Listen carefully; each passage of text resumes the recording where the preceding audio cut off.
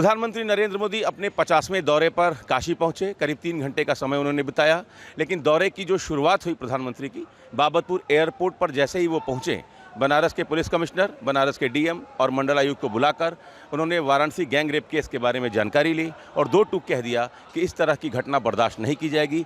जो लोग भी इसमें शामिल हैं, कड़ी से कड़ी उनको सज़ा मिलनी चाहिए। पुलिस की ये कोशिश हो और आगे इस तरीके की घटना न हो, ऐसी घटनाओं की पुनरावृत्ति न हो। प्रशासन इसको लेकर ये स्पष्ट समझ ले कि ऐसी घटनाएं बर्दाश्त नहीं की जाएंगी। दीदी, जो प्रधानमंत्री जी ने कहा डीएम से, कमिश्नर से, मंडलायुक्त से, आप इसको किस तरीके से देख रही हैं? मैं किस तरह से हमारे देश के इतने पूरे विश्व के लोकप्रिय जो नेता हैं, हमारे माननीय प्रधानमंत्री जी हमारे देश के, और हमारे लोकप्रिय सांसद हमारे काशी के, उन्होंने उनकी गाइडलाइन में जब सारी बातें कही गई है तो बहुत ही कड़ाई से इसका अनुपालन होना चाहिए और उन दोषियों को बहुत कड़ी से कड़ी सज़ा मिलनी चाहिए। ये अक्षम्य और बहुत ही घोर निंदनीय अपराध जिसको कहते हैं, जिसकी हम कल्पना करने से रूह कांप जाती है। ये कैसे, मतलब ये लोग हैं, ये इतने घटिया लोग हैं जो अपनी माता की गोद को भी गंदी कर देते हैं अपनी गंदी करतूतों से। ऐसा उन्हें बिल्कुल नहीं करना चाहिए। और मैं ये भी कहना चाहूँगी कि माननीय प्रधानमंत्री जी और मुख्यमंत्री जी और प्रशासन की कार्रवाइयों से नहीं इतना बड़ा परिवर्तन आने वाला हमारे समाज में। मैं ये भी कहना चाहूँगी समाज के लोगों को अपनी मन स्थिति को परिवर्तित करना होगा, बदलाव लाना होगा, सबकी बहन बेटियों को इज्जत करनी होगी, सम्मान देना होगा। वो कहना चाह रहे हैं आप? ऐसे दरिंदों को बीच चौराहे में गोली मार देना चाहिए। एक इबरत हासिल करें लोगों से एक सोच हासिल करें कि अगर जो अगला मैं करूँगा मेरे साथ ऐसा होगा। प्रधानमंत्री बहुत दुखी हैं, बहुत परेशान हैं इस घटना को लेकर। तो ऐसे लोगों के बीच चौराहे पर गोली मार देना चाहिए, या तो जनता के हाथ में दे, जनता उसको मार दे। होंगे वो। क्यों दीदी, क्या कहेंगे? देखिए, मेरा तो यही सुझाव है कि जो हमारे प्रधानमंत्री जी जो भी स्टेप लेंगे वो बहुत बढ़िया लेंगे। पहली चीज़ है कि हम अपने घर से शुरुआत करें।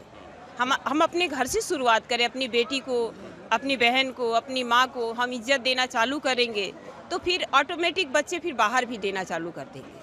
तो पहले घर से शुरुआत करिए। लड़कों को भी संस्कार देने की ज़रूरत है, लड़कों को भी शिक्षा देने की ज़रूरत है कि जो समाज में माँ, बेटी या बहन तुम्हारे संपर्क में है, एक दोस्त की तरह या एक बहन की तरह, एक माँ की तरह है, और उसका हमेशा सम्मान करो, उसकी इच्छाओं का सम्मान करो।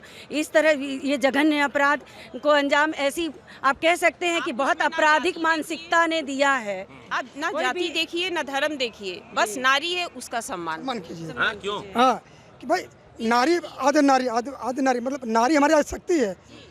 नारी के 4 रूप होते हैं, माँ भी है, बहन भी है, बीबी भी है, बेटी भी है। तो नारी जिस आप रूप से देखिए, नारी आज हमारे भारतीय जनता सरकार आज नारियों का आरक्षण 33% आरक्षण दे रही है। तो इतने के बावजूद भी ऐसी जघन्य घटना घट रही है। प्रधानमंत्री इसको लेकर परेशान भी हैं और उन्होंने 2 टूक कह दिया कि बर्दाश्त नहीं किया जाएगा। जी बिल्कुल, ये बहुत ही जो ऐसा निंदनीय कार्य हुआ है, बहुत ही ये काशी वासियों के लिए दुख की बात है। और शासन प्रशासन से मैं ये अपील करता हूँ कि ऐसे लोगों को बीच चौराहे पे फांसी दे देनी चाहिए। और जो उनका परिचय है कि वो अभी तक ये नहीं बताया गया कि वो 12 लोग कौन थे, तो उनका परिचय को उजागर किया जाए, पोस्टर लगाया जाए चौराहे पे ऐसे लोगों को, और उनका बहिष्कार किया जाए समाज से। ये बताइए भाई साहब कि इतना सब कुछ होते हुए भी, है ना, 50,000 करोड़ का निवेश आया है 11 सालों में। कानून व्यवस्था को लेकर हर महीने मुख्यमंत्री जी खुद बनारस में रहते हैं। ये प्रशासन के जो अधिकारी हैं उनके कान पर जू नहीं लगना क्या कारण क्या है ऐसी घटनाओं के पीछे?